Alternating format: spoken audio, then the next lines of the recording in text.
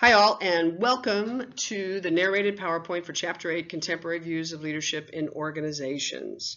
What you should have in front of you is your lecture outline, just as you typically do in class. I will be going through each of the slides, describing the information that you see there, encouraging you to read the text as follow-up. Hopefully, everything will be clear. Of course, if it is not, I ask that you please do not hesitate to chat with me. The very first theory of leadership that's discussed in this chapter is called transformational leadership. Notice how I have highlighted the word transform. This model of leadership is focused around change, transformation. And one of the underlying tenets is that as a leader, your responsibility is to professionally develop your followers, your direct reports, so that they are in a position to execute the change that you have seen the need for. So notice what it says here. It says, a transformational leader is someone who recognizes the need for change, creates a vision to guide that change, and then executes that change effectively, essentially makes it happen through people. How specifically do we do this? Well, there are 4 elements. The first, idealized influence. This is all about being purpose-driven. This is all about being a great role model. This is about walking the talk. So when you ask people to do things, you need to be prepared to do it yourself, to show people exactly what you're looking for.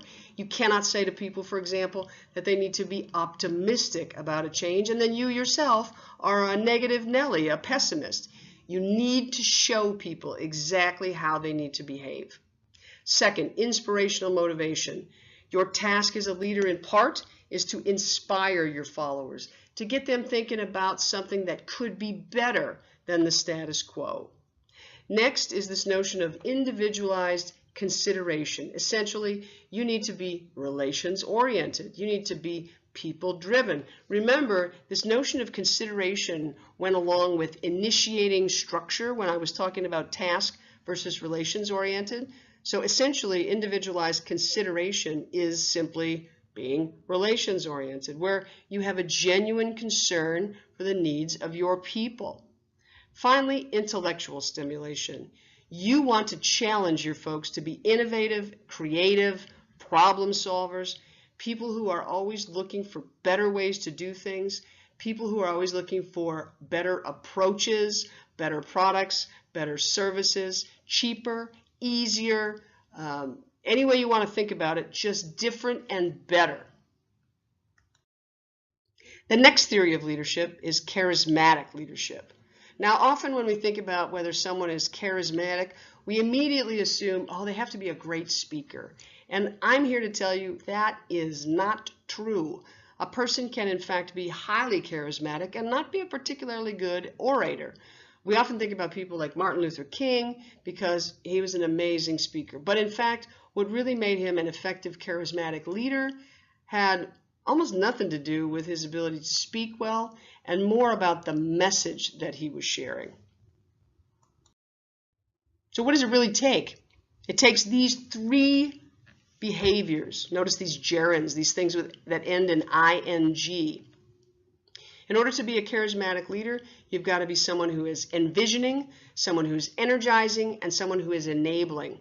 So, under the category of envisioning, I can't believe I just said that, envisioning, you need to be able to articulate a compelling vision. So you got to be able to explain what it is that you want people to do. You think about Martin Luther King. He talked about in his I Have a Dream speech, he was talking to people about seeing a time in which people would no longer act or behave with respect to their color. Not that they would be colorblind, but that they would no longer disrespect others, for example, because of the color of their skin. That was the vision that he had, and he was very good at explaining exactly what he foresaw. One has to be able to set high expectations. Whenever you use the word vision, we're not talking about something simple. We're talking about something big. We want people to be challenged. We want people to see the future that we're laying out for them as exciting, something that, is going to be difficult, but once we do it, it will be amazing. And then finally, under envisioning, just like with transformational leadership, a person has to be able to model consistent behaviors. So again, you got to be able to walk the talk. The second category, energizing. You got to be excited about whatever it is that you're asking people to do. You can't just be, well, I just think that, if we were to, I don't know, I guess I'm not very excited. I mean, you can't talk like that. You have to be excited about whatever it is you're telling people. We want to be an AACSB accredited school. You got to talk about how that's going to serve people, why that's going to be a great thing, how this is going to be awesome for everybody. If you're going to be a charismatic leader, you got to be confident. Now, that means that sometimes you basically got to fake it until you really feel it. Confidence or self-efficacy. Remember, we've talked about this before, this task-specific self-confidence. Well, you arrive at this in part because of what other people have said to you. They've told you that you're great at something, but also because of experiences you've had. So if you want to be confident about something, you have to try it, and you have to try it again and again and again and get better at it and better at it and better at it. Finally, you have to seek, find, and use success. Celebrate those small wins. Find out what would it take for you to feel and for others to feel like what you're talking about, it's something that really could happen. Oftentimes, rather than waiting for the big thing to happen, we have to find a way to identify and celebrate the small things so people can feel some momentum, so that they feel like, yeah, we're making progress. We're doing this together. Finally, enabling. You have to express personal support. You got to tell people, yeah, you absolutely can do this. I know you can do this. I see these qualities in you. You have to be empathetic. This goes back to your emotional intelligence. You've got to be able to put yourself in the other person's shoes. And then finally, express confidence in people. You've got to tell them, I know that I know this is going to be tough. I know that this is going to take work. But frankly, this is a team I believe in. You all are people who I know can do this. All right, we're now going to talk about the changing nature of leadership. For example, we might think about leaders as coaches. This is very different than, thinking about leaders as supervisors, about people who simply micromanage people. So let's look at some of the characteristics. Leaders as coaches, another metaphor that's similar, leader as mentor, someone who is running alongside us, someone who wants us to do well, not only as individuals, but as a team. So that person, that coach, that mentor, personally helps to select team members, doesn't just simply accept, HR picks out who's going to be on my team. This person is intimately involved in selecting who's going to be part of the team. They provide that general direction that the team needs. They also help to train and develop both team and individual member skills. You need to work on this, you need to work on that. And they help that team acquire the information and the resources they need. So again, you can think of this person as someone who runs alongside, who helps the individuals involved to, for themselves, identify what do they need, what do they want, what is it going to take for them to really be exceptional. That's what it means to be a leader who is like a coach. Finally, the leader who acts like a coach or as a mentor helps to resolve conflict, helps folks to mediate disputes, helps folks, again, to work as a really effective team. Another major topic that's emerging is this notion of gender and leadership. Now, historically, most of the work that's been done on leadership, most of the research that's been done on leadership, most of the research that's been done on motivation, frankly, up until more recent times, was almost completely focused on men. Now, there's nothing wrong with looking at men as leaders, other than, very simply, there are some things that men might do that women might not do. There are some things that men might not do that women might do. And so it is a worthy research question to wonder, does gender make a difference? Do men and women behave differently when it comes to leadership. Stereotyping of styles, saying, for example, that all women are nurturing, is not particularly useful because, of course, not all women are nurturing. Remember when we watched The Incredibles and I said, now folks, don't get hung up thinking about Helen, the leader that we were observing. Don't get hung up thinking about her as a mom. Don't start thinking to yourself, oh, well, she's a mom and all moms are nurturing. First of all, that isn't true. I mean, we might wish that it was accurate, but it is not accurate. Not all women are nurturing. There's nothing in our genetic code that makes us more likely to be nurturing than men. On the other hand, the research does suggest that women do tend to be more democratic decision makers. They tend to involve others. So this goes back to that Vroom decision tree model, right? Remember, where we talked about people being autocrats versus consulting versus delegating or letting the team decide. So women tend to be more democratic. They tend to be more likely to either consult with people or to simply turn decisions over to other people, assuming those other people are in fact qualified to make those decisions, assuming, for example, that those folks' buy-in is needed in order for the decision to go forward. Whereas men in general, again, in general, that's very important to emphasize this, tend to be more autocratic. They tend to be more likely to just go ahead and make a decision by themselves. Now notice the phrasing that I've used here. It says tend to. That doesn't mean that all women are more democratic decision makers or that all men are more autocratic. It doesn't work that way. It's simply that in general, if you took a population of just women or a population of just men, in general, you're going to observe these tendencies. There is some data to suggest that women may have stronger interpersonal skills. Now, I would like to propose that much of this has to do with the way women are socialized.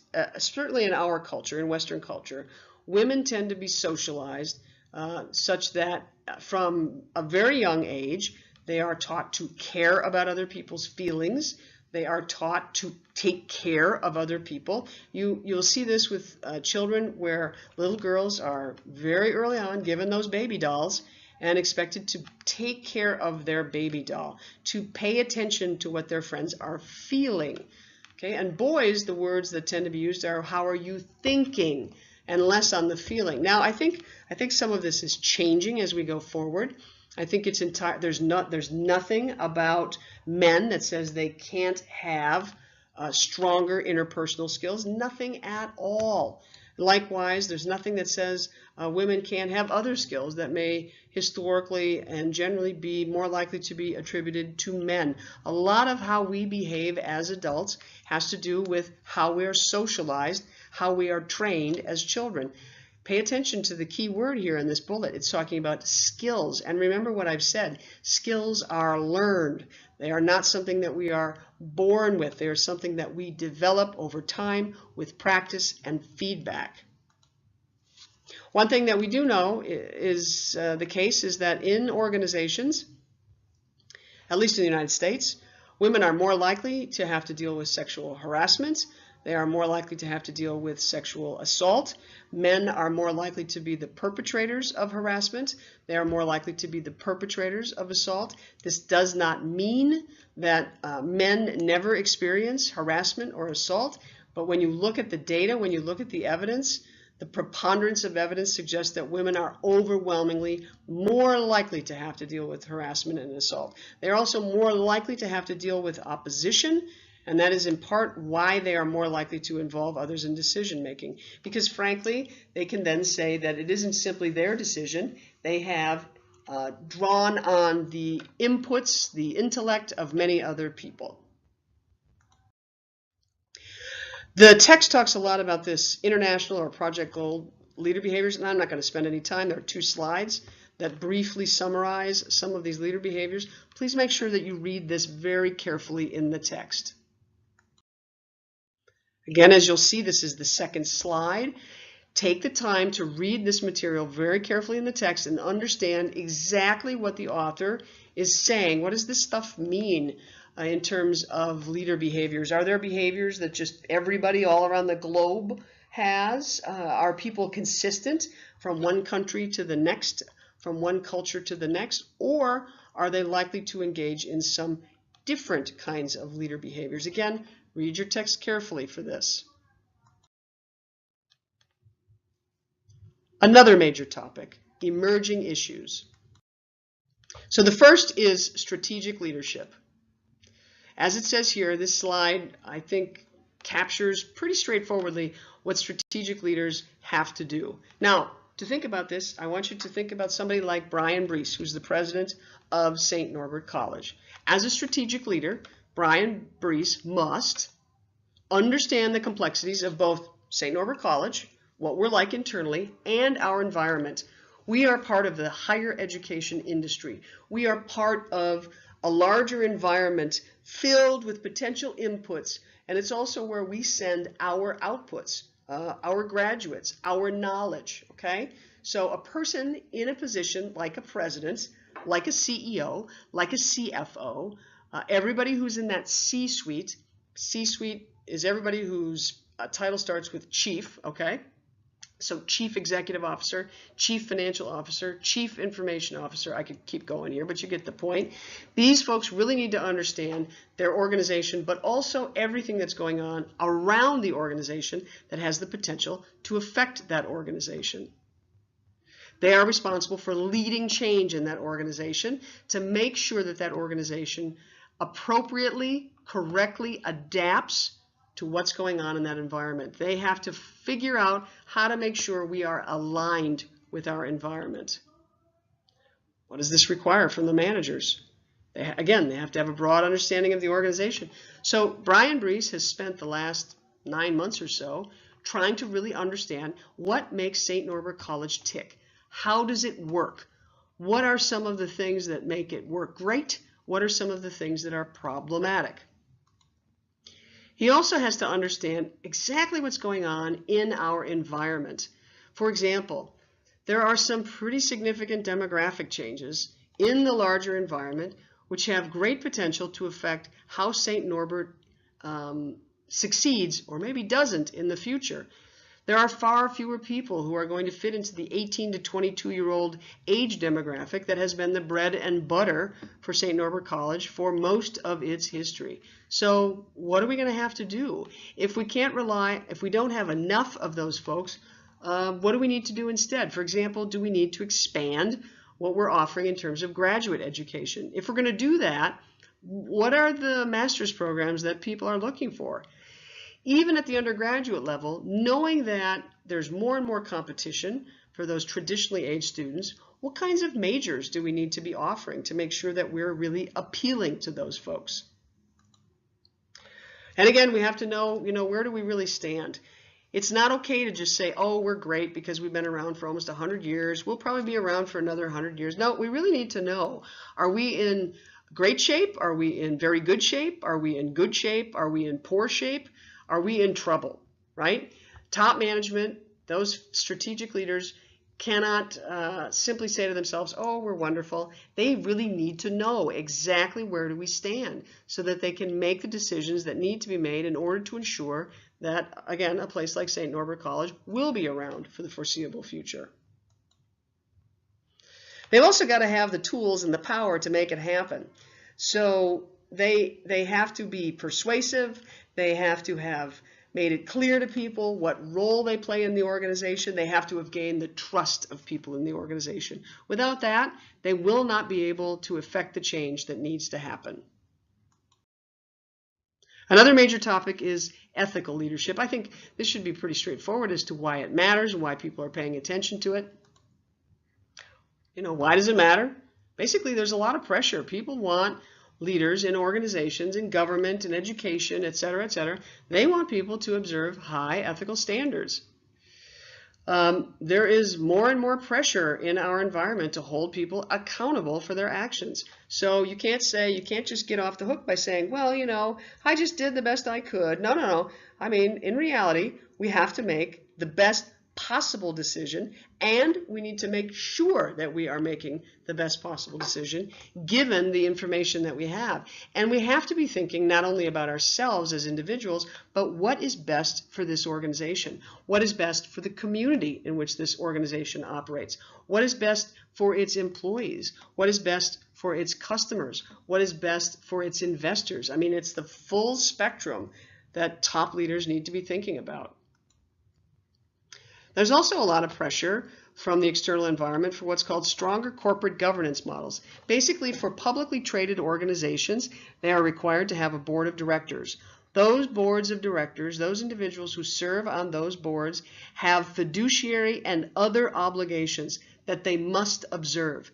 They are responsible essentially for making sure that management does what it's supposed to do, that it does not screw investors over, that it does not mess with employees, that it does not make life difficult for customers. Basically, it's the board of directors that holds the top managers accountable. Final major topic, followership. So traditionally, folks have thought about followers as passive, basic people who just do what they're told. Well, we know that, in fact, that is the worst kind of follower. People who just do what they're told aren't people who are thinking. They are not people who are active. They are folks who just, wait around basically for the boss to tell them what to do. Contemporary views cast followers as occupying an active role, people who can, in fact, step into leadership roles. We know that followers, well, basically, we're all followers at one time or another.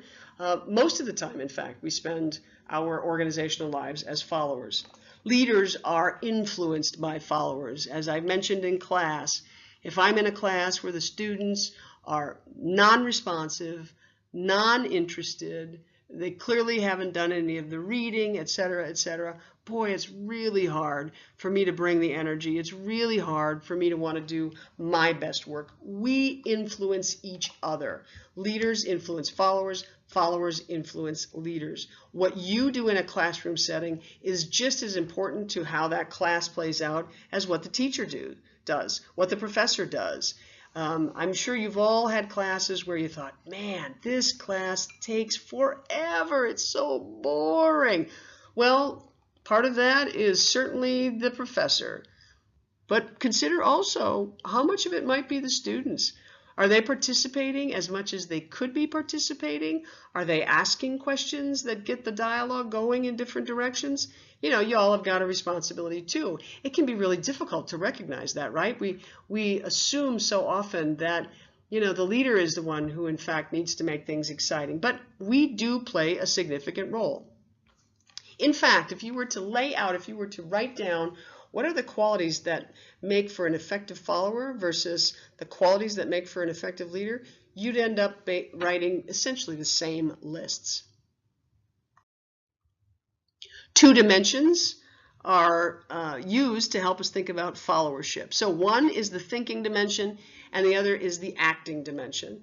So the thinking dimension, on the one end, you're talking about independent critical followers. These are folks who are creative, who may in fact criticize the boss. They may say, that idea is probably not the best idea. We need to think about this in a different way. On the other end of the spectrum, you have the dependent uncritical followers who basically just do what they're told. In the acting dimension, you've got active followers. These are the folks who participate, who go above and beyond. Key thing here, these folks are the most likely to engage in organizational citizenship behavior. I'll talk more about that in just a bit. On the other end of the spectrum, you've got the passive folks who basically need to be told what to do, when to do it, how to do it, etc., etc., etc. They will never go above and beyond. They're following directions. These are the folks who will say things like, well, that's not my job description, so yeah, I'm not going to do that. You put those 2 dimensions together, notice you've got passive all the way over to active. That's on the x-axis there, that middle. And then you've got independent critical thinking at the top, dependent uncritical thinking at the bottom, and this gives you 5 types of followers. The first, the sheep. The sheep need constant direction. All right? As a leader, you will find yourself constantly having to tell these people what to do, how to do it, you'll feel like these people are so not motivated, and it's because they're not motivated. They're not going to be motivated. They don't want to be motivated. They just want a paycheck. They'd frankly like it if you would just leave them alone. These are not the kind of followers that anybody wants to have. But they're not the worst. The sheep are not the worst. The worst are the yes people. The yes people who do whatever you want, however you want, whenever you want it, who never tell you that, my God, you are naked. The emperor has no clothes. They will never point out that which is obvious. They go along, again, they'll do whatever. They don't see thinking about anything as their job. That's the leader's job. So they're active in the sense that they'll do what you want, but they're not going to tell you if they think an idea is stupid. And frankly, you want followers to tell you if an idea is stupid, because the last thing you want to do as a leader is do something stupid. So you want them to chime in, to pipe up, to tell you exactly what's on their mind. These folks, because they have, basically delegated all responsibility to the leader, they will refuse to accept any kind of responsibility whatsoever. They'll simply say, well, I just did what I was told, man. I just was doing what the boss said. No, I know this is the stupidest policy ever, but there's nothing I can do about it because, it's what the boss told me to do. Blah, blah, blah. Horrible, horrible. Third, alienated. These are tough folks to work with because at one point in time, they most likely were effective, meaning they were thinkers who were active. Now they're thinkers who will not act. Basically, these folks are happy to sabotage you and the team. They're the ones who, whenever an idea comes up, they may have a critique of the idea, but they're not going to share it with you. Instead, they're going to tell everybody behind your back. Okay? They're not going to do anything where they're going to have to, in fact, put forth any serious effort. It could be because of a prior boss, somebody who basically jerked them around, someone who took their great ideas. Remember, these folks have great ideas. Took their great ideas and didn't give them credit for the ideas, who basically used and abused them. So now they're like, yeah, forget it, man. I'm not giving you any more than I absolutely have to. Then you've got the pragmatic folks, the survivors. These are folks, they're chameleons. That's why you have the picture of a chameleon. They will change themselves up however they think they need to in order to stay in the boss's good graces. The problem with pragmatists is you never know what they're really thinking.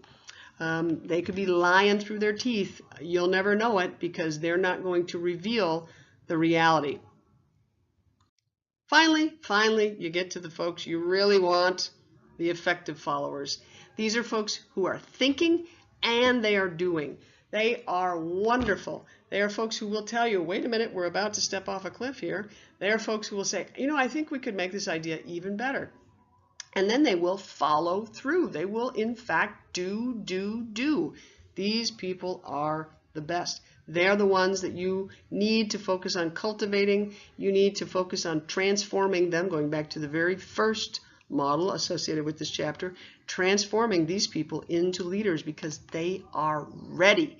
They are excited. Again, they are thinkers and they are doers. Last slide.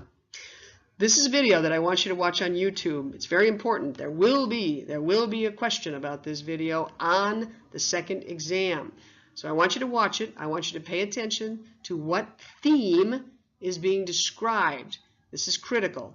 This is how we bring closure to our 2 chapters on leadership and this notion of leaders and followers. Again, watch the video. It's short. It's very short. Watch the video and identify what are the key themes. What does the narrator say about leaders and followers? And that is the end. Thanks, everybody.